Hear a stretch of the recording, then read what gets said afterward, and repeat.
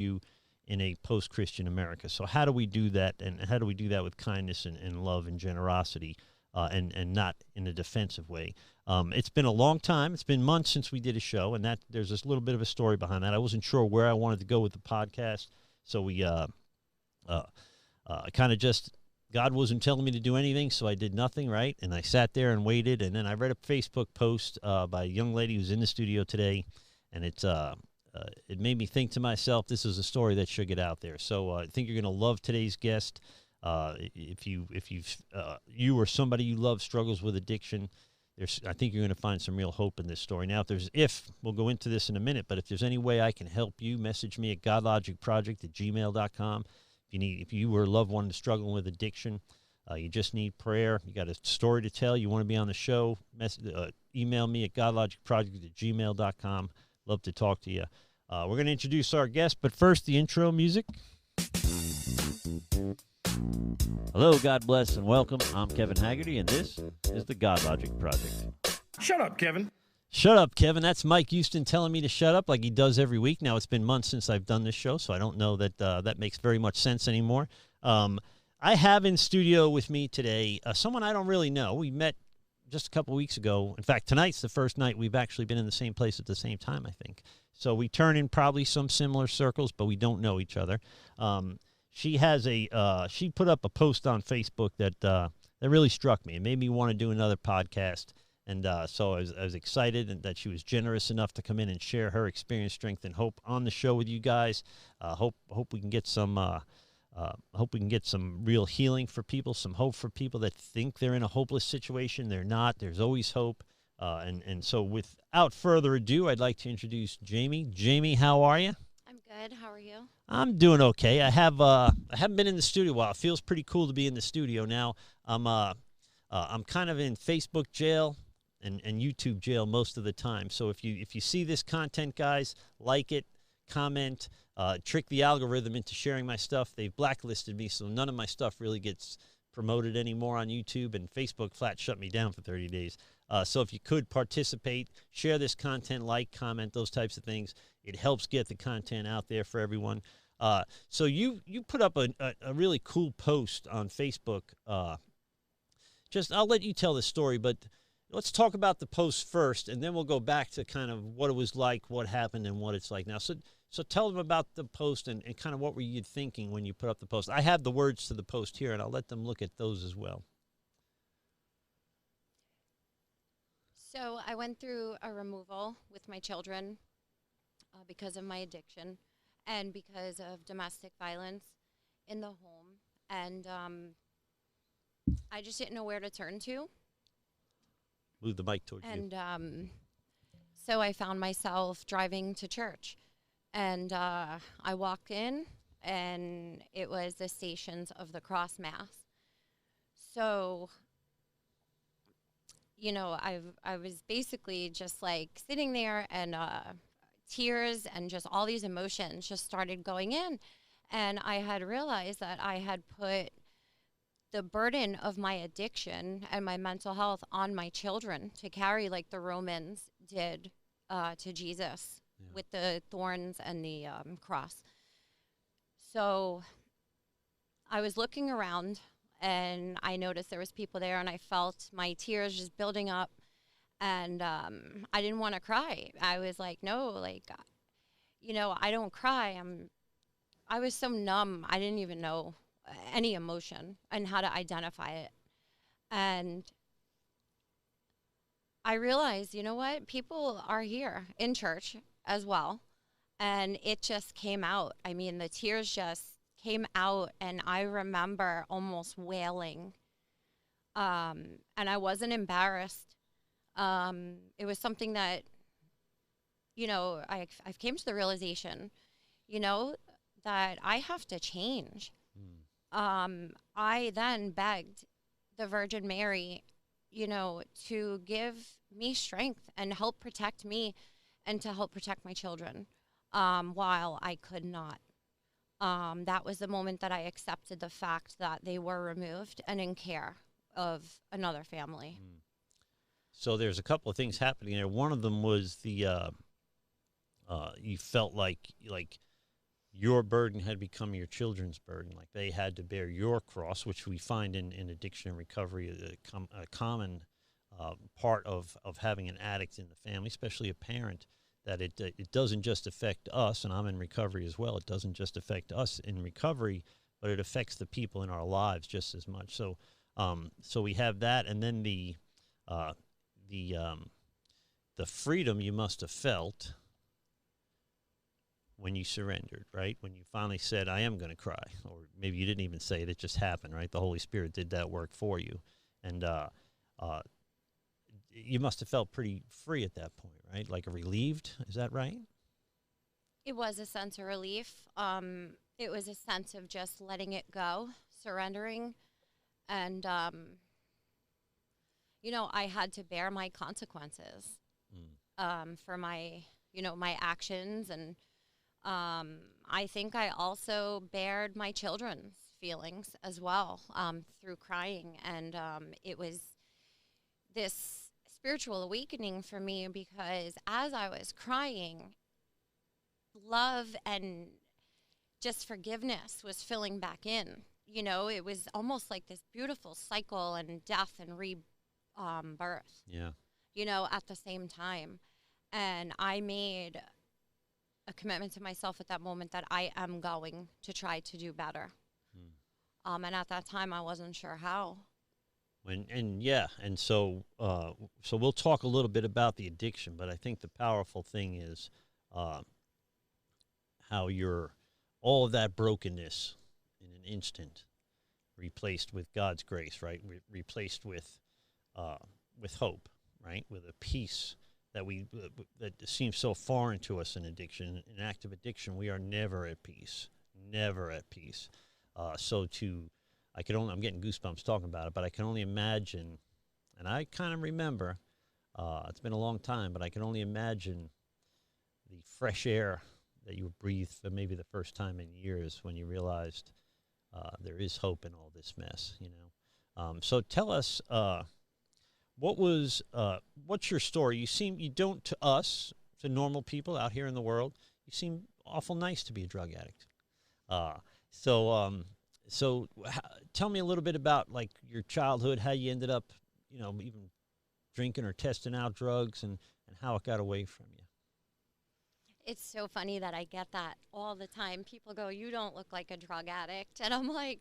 I never get that. Everybody thinks I'm a drug addict. I'm like, well, what does that look like? So I always felt like I have never fit in. But somehow, some way, it was almost like I was a chameleon. I did fit in. I was whoever I wanted to be with is what I was. Like, I was punk one second, I was a cheerleader another second, and just crazy. So one day, I don't even know what brought me to that, but I ended up picking up a drink. I ended up sneaking into my parents' liquor cabinet that they had, and me and my sister were just drinking in the house, whatever, and it just felt good. I remembered not feeling anything, not having to put on a face or wear a mask, that's how I felt anyway.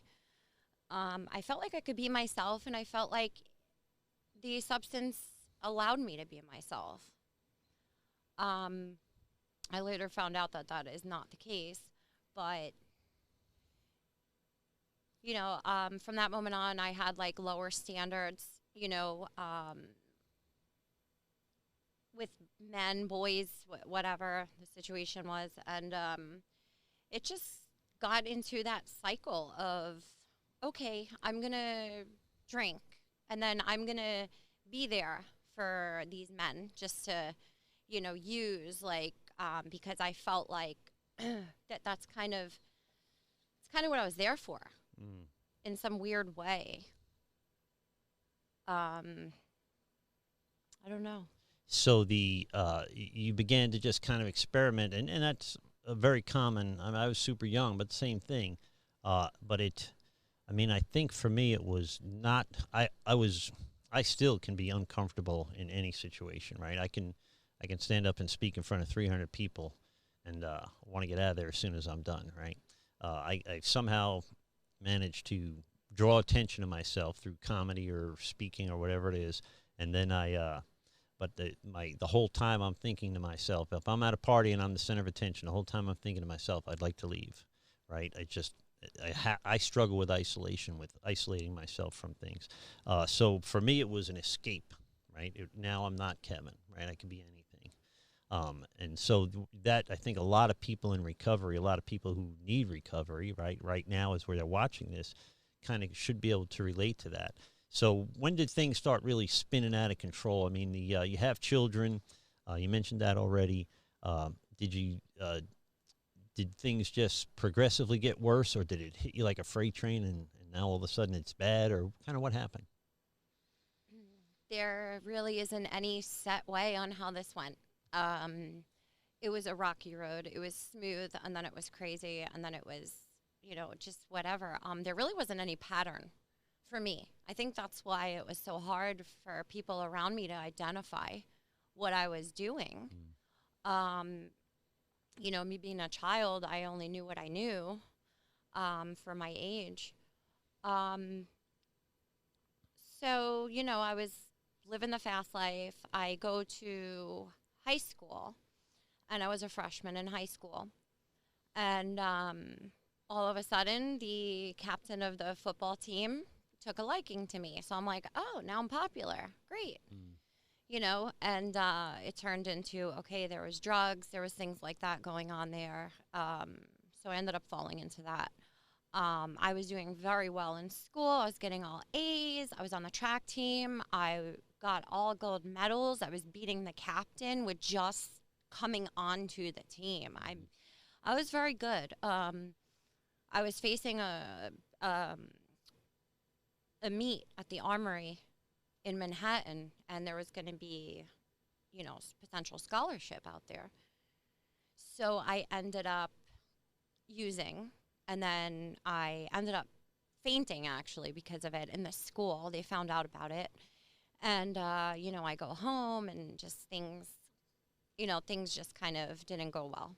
So I ended up, running away from home.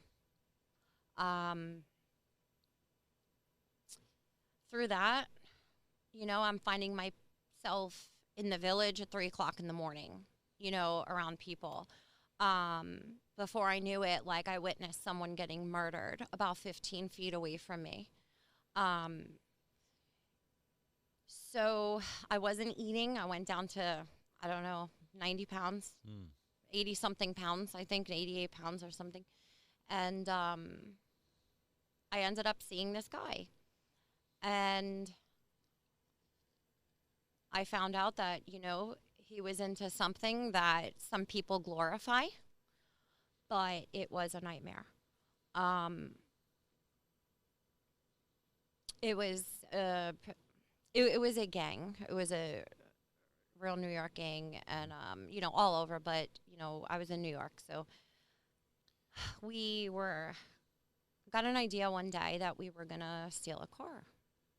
And we're driving around, and the car, we had an accident. He died. And, my friend, he was likely to die. I was knocked unconscious. We hit so many things. I don't even know how we hit so many things. 3 trees, a concrete outlet, a guardrail, and there was, I think, a telephone pole. And what ultimately stopped the car was us being turned over, basically, against a guardrail above a creek. Uh-huh. So that was almost my death cage right there. And I didn't know it because I was knocked out. I woke up to the fire department, the jaws of life, the saws and the sparks and everything. And, at that point, everything started going downhill. I lost my faith. And that is, you and I, by the way, have seemingly pretty similar stories, because I also from New York, ran around the city, was on the track team, went to the Armory, 168th Street Armory to train, to run races on the weekends. Um, the when things like that happen, most people would get their act together, right? Would you say you were already an alcoholic or an addict at that point? Did you think to yourself, I have to stop partying and couldn't, or did you just think this is part of life? Because I had crazy things happen to me, and I knew I was screwed, but I never thought to myself, this is what's going to make me quit drinking. I just went on. That story sounds like one of my stories. It definitely did jolt my life into some sort of perspective for that moment. And you were still in high school then? Well, I had to drop out. I had people looking for me. It was just a serious situation. And, my life went from being okay until it wasn't okay. So you fell fast and hard, it sounds like. It hit. So when did you move to Florida? 2006. 2006, you moved to Florida, and you were still drinking and drugging then? No. I I took a break. I mean, I did take breaks from it, a year here or 2 years there. Then you went back and dabbled in it, and it didn't get any better, or sometimes it was better. I had some very good jobs in my life, and I was able to work and then, play on the weekends, go to the clubs in the cities, not really get intoxicated, to the point that I have in my addiction. So what changed down here that so if we fast forward to 2006 and you're kind of doing pretty good, right? What made you move to Florida? My dad used to work in a really rough neighborhood, and he was looking for somewhere, just peaceful, how, most New Yorkers come here for that peace. So I was in a relationship at the time. I was already moved out. And coincidentally, he was smoking, he was doing drugs. Nothing which I thought was serious at the time, but he said he wasn't going to stop. And that actually turned me off. And I decided I wasn't going to be with him at that moment. So I came down here with them. It was a last-minute decision. With the family that moved down here? The U-Hauls are outside, and I'm, last-minute scrambling my stuff. Like, let's go. It was just like a game-time decision for me. So then you end up down here, and I came down, a similar story. I had to leave town, but I came down at 89 and on a vacation and pretty much never went back. I just hung around. So you get here and you don't have kids yet, right? Your kids are younger. You're how old are you in 2006? Yes. How old do you think you were? I was 20. 20. So you're still super young. Was like me, didn't finish high school, moved to Florida. I ended up getting a GED and going to college and things like that, but that's a whole nother story. So you're down here, and did you get off to a good start, or did the party life in Florida? A lot of people come to Florida to avoid drugs and alcohol, but this is not the place to go if you're trying to avoid drugs and alcohol. Did you hit the ground hard, or what happened when you got here? So I carried myself with me, of course. I said to myself, this is a new start for you. I said, you're not going to have the same reputations that you've had up north. Being promiscuous and just being seriously insane, the life of the party per se, and all of that. So I moved down here and I said, I'm going to have a different reputation here. About a year after I moved here, I was good for a year. About a year after I moved, I ended up getting a job, and all of a sudden I got into strip clubs every weekend. Let's go to the strip club. Ooh, I would spend a lot every weekend. It was just my thing. And there's a lot of them down here. Oh, yeah. There's plenty. And yeah, many different kinds. So I was working. I was maintaining a very good job. Partying at night. Not really at night, during the week. It was more of like a weekend thing. So one day I decided, hey, wait a second, right? I'm sitting in the strip club and I said, I can do that, get free alcohol, and get paid. Well, makes I sense to me. I can do what I'm doing now basically and just, So that's what you did? that's what happened. Another common story down here? And what was that life like? I don't even know. Like, it was just something I did. You know, it was just something I did. I can't really identify how it was. It was just, I was getting paid to party. Was there drugs and were you doing things you didn't want to do to stay in the business, or was it as professional as it sounds like it was? Because I've interviewed people that it was not terribly professional. It was a tough environment. It's pretty much, I mean, I was intoxicated. Hmm. So to have a professional mindset is not Yeah. not there, especially in that environment. So you ended up getting married and having kids, or did you have kids and get married? How'd that unfold? I had children first, and then I was married. While you were still using? Yes, Okay. pretty much the whole duration Yeah. of the marriage. Um, I was using. Didn't do any substances at all with my first and second. My third, I did drink, Hmm. and I believe smoked cigarettes. And my fourth happened at a critical point in my life. I had all the hopes, all the dreams, everything was perfect. We had a house we were putting away for, and it was just amazing. Hmm. And one day I was informed that all of those dreams were not going to happen. And it was beyond my control. Um, we lost the house. We lost a very nice vehicle. All of this stuff was just peeling away before my eyes. And it was something that I wanted so very much. And that's when my addiction really kicked into high gear. I ended up getting pregnant. I only wanted 3 kids, but I've my son. Oh, he's hilarious. Like, um, so that was hard for me to deal with. I didn't want to have another responsibility inside. I wanted my body back.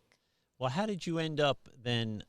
Did you have to go to treatment, or what was the catalyst that kind of prompted you to say, I mean, this is before the church visit, but what made you say is enough? I mean, what triggered you into recovery or into your first attempt at recovery? I was contemplating suicide Mm. and fantasizing about it. And I was even concerned about me. I felt like such a failure and so hopeless that I felt like, this might sound funny, but I felt like I couldn't even kill myself right. I felt Mm. like I was going to fail at it. Well, that's so then you in that situation, did you get Baker Act? Did you go for psychiatric help, or did you know you needed help with your chemical addiction? Twice I went on my own. I called the sheriff myself. I explained to them kind of what was going on, how I was feeling, and they offered to take me there, not Baker Act. Hmm. So I did. I come out, I'm on some medication. Everything's perfect. Um,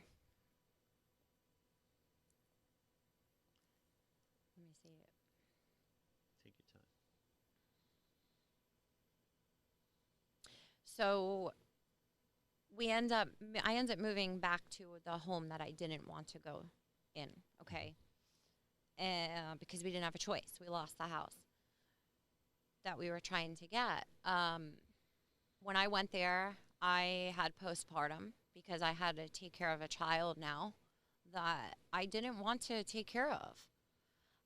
Feeding him, of course I did it, but I did not enjoy it. It Mm. was such a chore. And I felt guilty feeling that way too. Um, I was drinking a lot.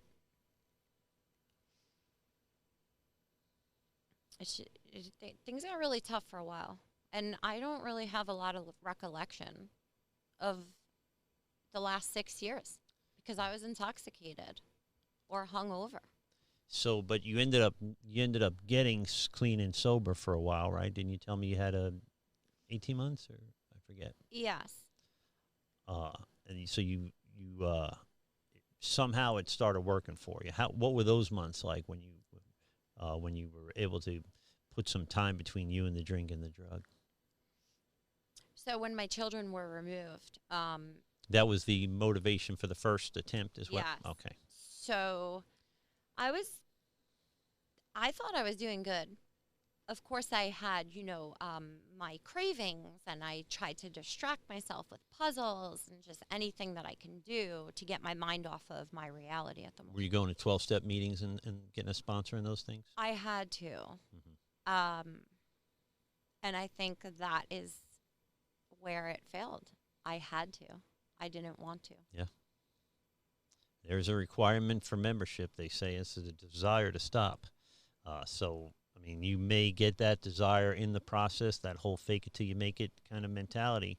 But I think more often than not, in my experience, and I've been at this 32 years now, my experience is people want to recover from the consequences of their addictions and not really the addiction itself. So they want the ankle monitor off, they want the wife back, the car back, the dog back, the kids back, the job back, the car, everything. When they get those things, and they will work a strong program for a year, two, to get those things back. But once they get those things back, then they undo, they stop doing all the things that got them that level of success in the first place. So it's common for people to go out, I think, around 60 days, around a year. And then it always seems like people struggle around their anniversary. So 2 years, 3 years, they tend to. But I don't think we drink, to your point, I don't think we decide to drink at 12 and we're drunk at 3. I think we decide to drink in September and we're drunk in April, right? I think we're already emotionally drunk. We've already given up. And then we rationalize and justify a behavior we haven't even taken yet. We build up the resentments necessary to teach the world a lesson by going and drinking and drugging. So that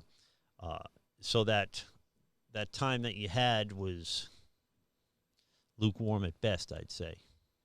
I thought I was doing it. Yeah.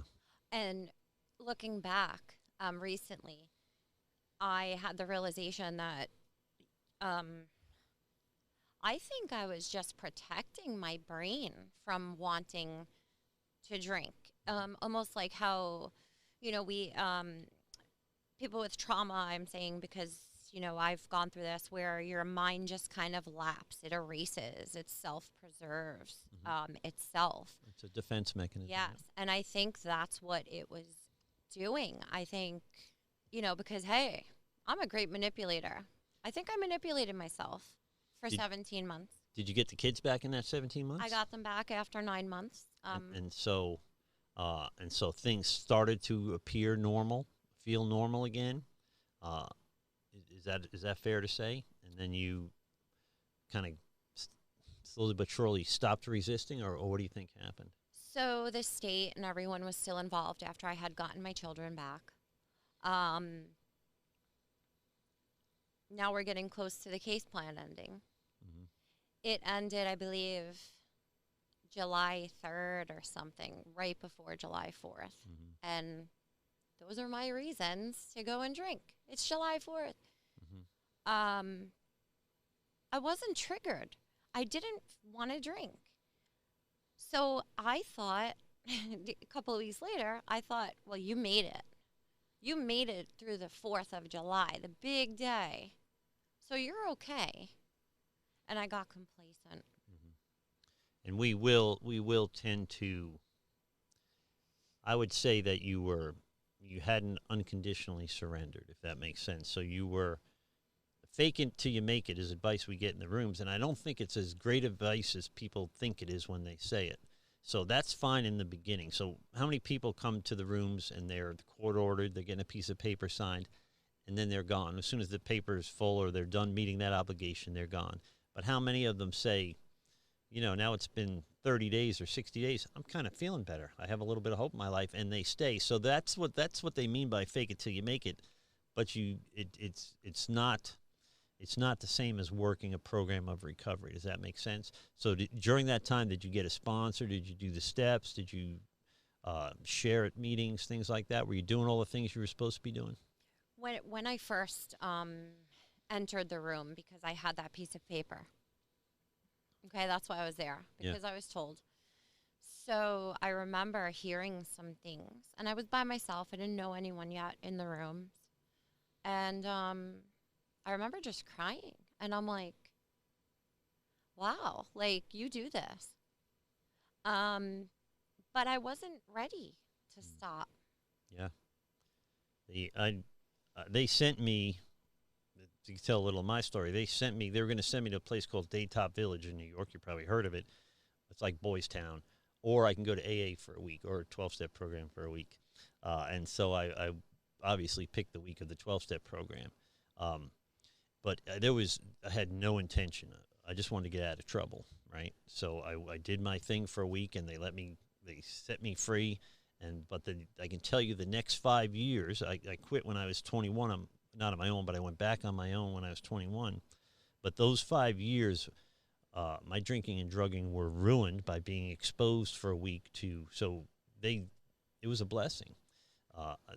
My last 2 years were blackout maintenance drinking. I blacked out every night. I had to drink in the middle of the night. I had to drink as soon as I woke up. I don't barely have to shave yet. So in a lot of ways, I was blessed that I was exposed to that program and still went back out to the world there to realize how screwed I really was. Does that make sense? So you in this time, in that 17 months go by, 4th of July goes by, you drink again, and then you lose the kids again. No, I only went through one removal, thankfully. Okay, just the one removal. Yes. So so you went back out, but only for a month? A month. Yeah, so not for a long time, and I'm guessing it didn't go well? No. And they never do. Yeah, it always goes good until it doesn't. Yeah.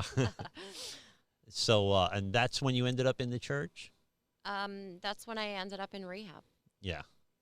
So you ended up going, this was your first stint of rehab or second? Rehab? Yeah. Yes, first. First time in rehab. Did you go into sober living after that? No. So you went right back to the world. You had custody of your kids when you got back out? Yes. Well, that's a blessing. Yeah, I remained having custody since the initial removal, yes. Okay, so you were done with your court process, screwed up, but then the court was sending you again to meetings, or this time you were going on your own? So what happened was I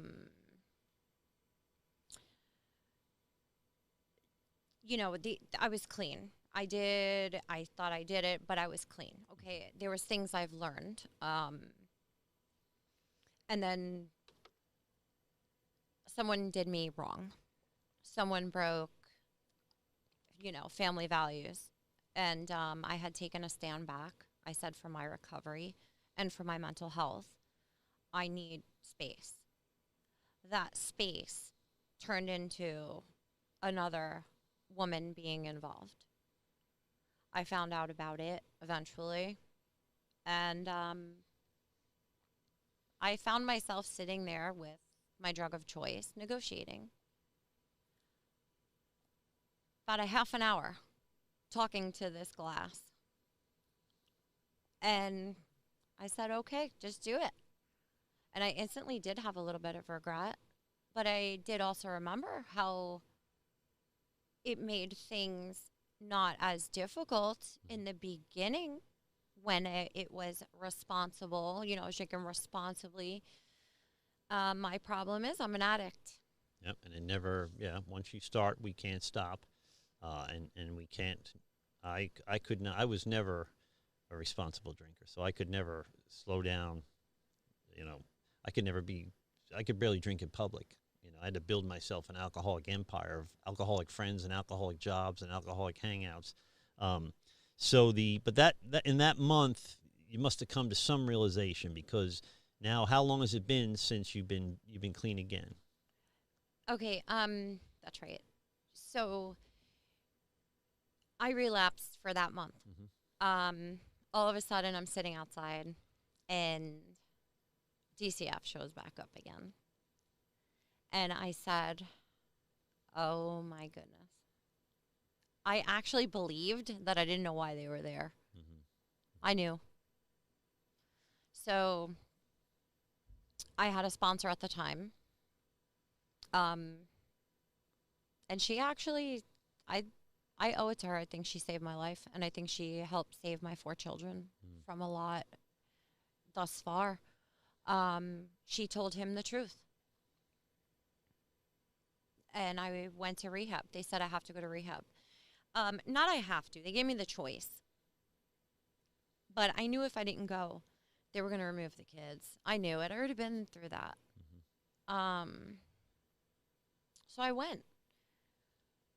But prior to that, a few days earlier, I remember praying and sincerely begging Jesus to please give me the strength to fight this, because I couldn't live like this anymore. I planned my suicide about 2 days before I went to rehab, so my kids wouldn't find my dead body.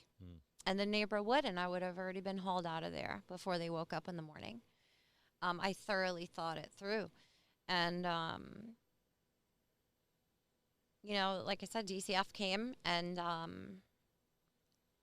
I was cursing my sponsor out the whole 2 hours there through text. And at the very end, right before I got there, I still kept that door open because I was like, don't burn your bridge. Like, something just hit me of like, I can't explain it. It was just a good feeling. And I'm like, wait a minute, check yourself right now. So I left the door open. With your sponsor, you mean? Yes. After cursing her out for 2 hours. We get that a lot. Yeah. So when you're sponsoring people, you'll get that a lot too. Yeah. So, you know, I was walking into that rehab not knowing what was going to go on. The unknown was terrifying. It always has been for me. I've never had control over myself because of my mental health and my addiction. So I obviously needed to control everything else, especially if I knew it wasn't in my control.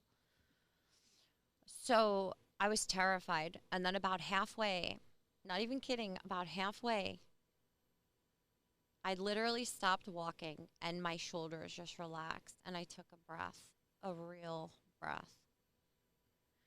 And I said, I am going to grab this by the, you know what, I said, and I'm going to walk in there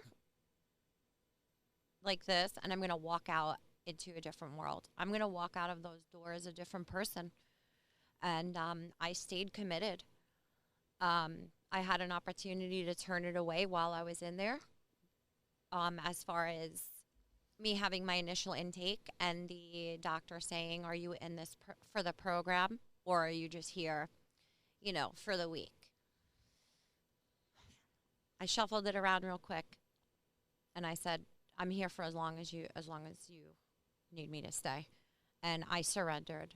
I settled in at that moment and made that my home, not knowing how long. The unknown didn't scare me at that point, because what I already knew was more terrifying. Yeah. When I think the pain becomes greater than the fear, then we have a chance, we have a hope of change, right? So we talk in the rooms about the gift of desperation, and nobody ever wants to be desperate, right? Nobody wants to be in that situation. Now, when I drank, I stopped breathing on several occasions. So the next bottom was dead, right? I mean, there was no other bottom after that. So in a strange way, I'm blessed because I have no fond memories of my drinking and drugging. I was a lunatic, right? So I never really entertained the idea of going back, that this time I'm going to, you know, sit in a beach chair with a Corona and a lime in it. I didn't do that in the first place, right? I hung out in the corner and got in trouble all day, you know. So you're in rehab, and for one reason or another, and I would say, of course, as a pastor, that is the work of the Holy Spirit. But something, all of a sudden now, it's not something you have to do. It's something you want to do, right? Now, introduce the hope, right? The hope in that there is a higher power. There's a God that loves you, wants the best for you, and that you need to cease resisting that kind of grace, that prevenient grace that's there for you. So I'm guessing rehab went well. right? When you got out, you started hitting the meetings and doing the right things, or how long has it been now since you drank or drugged, if you don't mind me asking? The 23rd of this month will be 9 months. Nice. So when you things are going well, right? You've got the kids, you've got a roof over your head, you're making your meetings, you're on the Godlogic project. How cool is that? So we the Godlogic project, we in recovery, we of Christian faith, I hope we all try to help, right, with our message, right? That somehow our experience, strength, and hope could give somebody else a hope. So if you were sitting down with a young girl that is going through something similar to what you've gone through, what advice would you give her? I mean, which direction would you lead her in?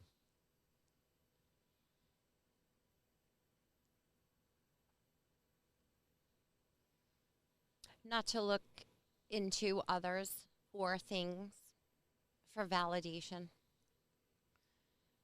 Being a woman these days is difficult, yes.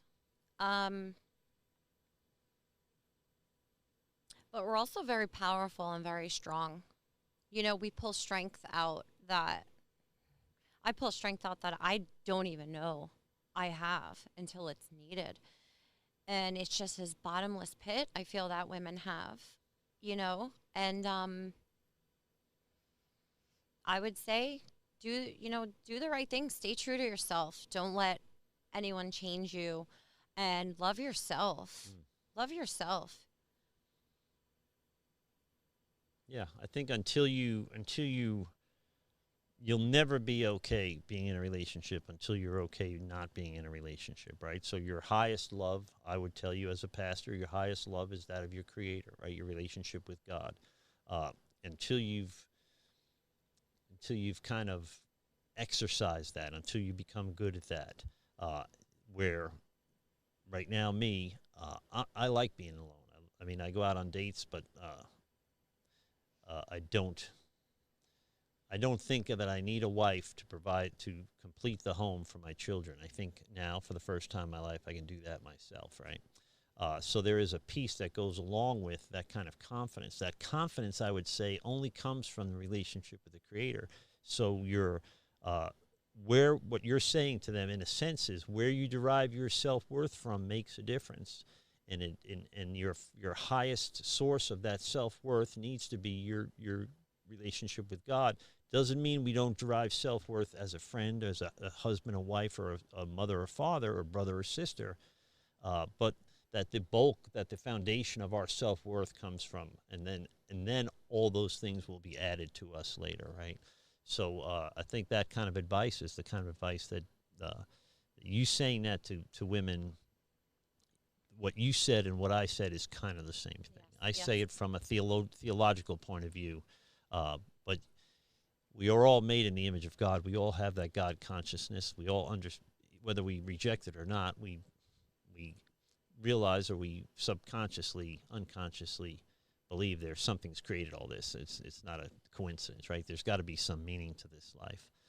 So in that there's hope, as so long as we discipline ourselves to do what does good, and discipline ourselves out of doing what feels good. We tend to do everything that we do tends to be because it feels good. Very little of that does any good, right? So what if when we do things we do good, and from that we feel good, right? For me, a lot of the guys I work with,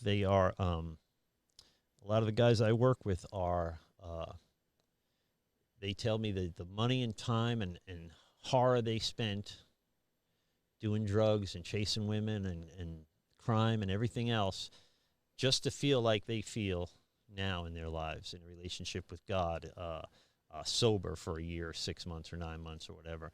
They have a peace that surpasses all understanding. And that, I think, is the end goal for us. So I told you we'd go by quickly. We're 45 minutes into this thing. I did want to add something. I want you to add something. So people that know me know that I am a good negotiator. And I know there's people laughing that are listening right now because it's true. And I'm a pretty tough one. I'll put up a good argument. So I before I went to rehab, I lay there and I genuinely asked Jesus to give me that strength, and do I will continue to do his work here on earth, helping, sharing kindness, love, compassion, and forgiveness, just everything good and humble. And that was probably the first time in my whole life that I genuinely looked up to my higher power. Mm. And I was at the point in my life that I did not have any words anymore. And I really truly believe that God heard my heart one day when I was laying on my bathroom floor and the ground wasn't low enough. I felt lower than where I physically was at. And that's when I kind of realized emotionally I am in the center of hell. This is what it is. Alone, terrified. Spiritual death. Yeah. Yes. And the New Testament talks about death a lot, and a lot of the time it's talking about spiritual death, not physical death, as if our spiritual health is more important than our physical health. In other words, that we should be jealously defending our spirituality, to the to if even to the inclusion of our physical bodies, right? That our true death, the death we should fear, is a spiritual death. Now, you and I, having been through similar situations, understand spiritual death, the feeling of absolute abandonment, right? Abandoned by God, by people.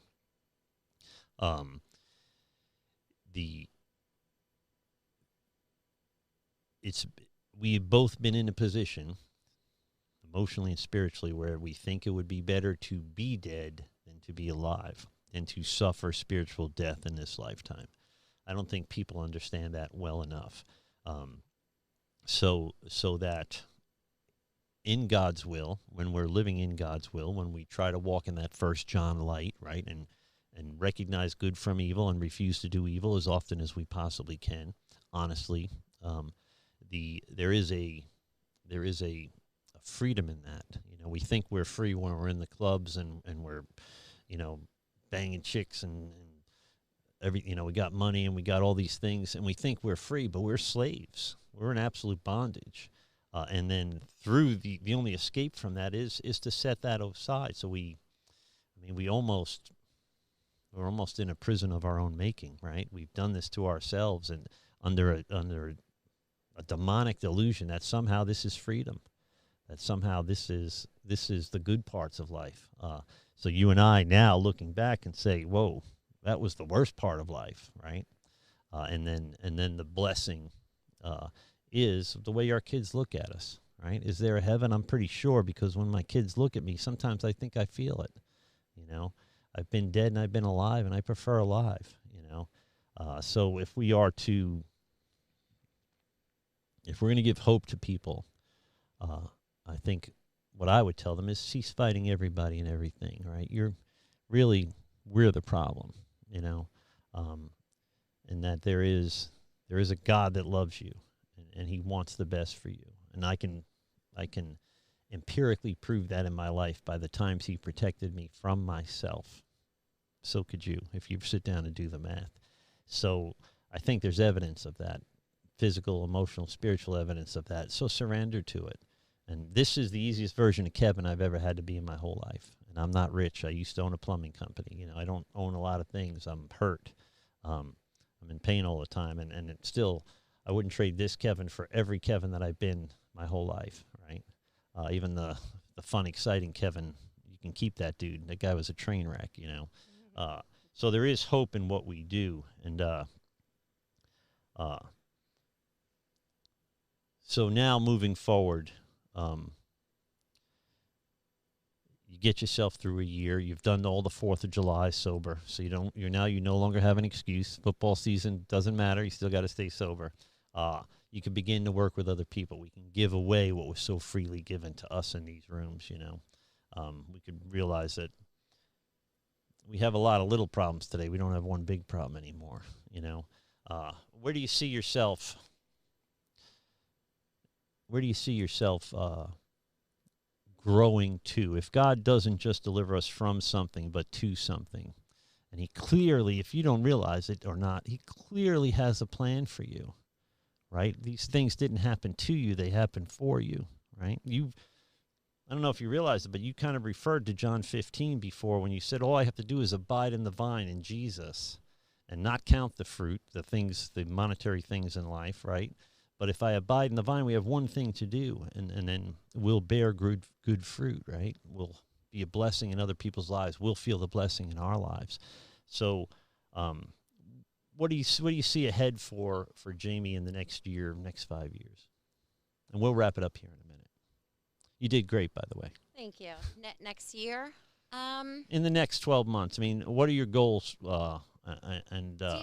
Eating better was one goal. I know it might sound, little to some, but I do suffer from mental health issues. And I am a mom, so I need to be more wise about what I put in. I do want to quit smoking. I do not want to be addicted to anything, even if it's legal. Yeah. My drug of choice is perfectly legal. Doesn't mean it's good. Yeah. So I want to try to unleash as much of this addiction as possible. And for me, it's one thing at a time. That's all I can handle is one thing at a time. And I'm okay with that because every single day I wake up and I do that morning stretch, and I am so glad that I am not hungover. I am so glad that I can feel that stretch, something so simple that people take for granted. I'm lucky to have it because I've stopped breathing as well. My husband used to watch me at night, make sure that I wasn't dying because I would stop breathing. Yeah. And I'm grateful that, I can do that. And beyond eating better and not smoking this year is just to continue with my divorce, leaving, a domestic violence situation. And just for today, just to stay clean. I don't have, what am I going to do for a year? What am I going to do for 5 years? I don't know. And you know what? I don't want to know. I just go with what I feel. Something feels good, I go with it. That's why when you messaged me about this, it felt good. I said, go for it. Yeah. So how old are the kids now? So they're all even numbers this year. They go from even and then all odd. It's pretty funny. So they're 10, 8, 6, and 4. Okay, so you've got some interesting years. I have 2 grown kids. I have 28 and 26, and I have 10 and 15, or 12 and 15. So first I was too young to have kids. Now I'm too old. But you've got some interesting years and some important years coming for all 4 of these kids. The blessing that you can be this version of Jamie and not that version of Jamie when these kids are going to need it the most moving forward, right? I never like to hear about divorce, but I'm divorced, right? And the most important thing, I think that one thing we may have done right was always put the kids first. If we're going to make a mistake, err on the side of the children, not on the side of ourselves. We can do without, but the kids have been through enough. So I would pray for you that if there's a co-parenting situation, which I think is best for the kids usually, that it is kid friendly, kid positive, right? Never weaponize these youngsters. You're both going to be in a position to, believe me when I tell you, they watch everything you do, right? Some of my older kids went through some behaviors that I had sober, right? That I wish I didn't have, but they saw daddy doing it and they did it. And so you don't realize they're watching. And so it's a blessing to be a blessing, especially when it's our kids, right? You got some great years ahead of you.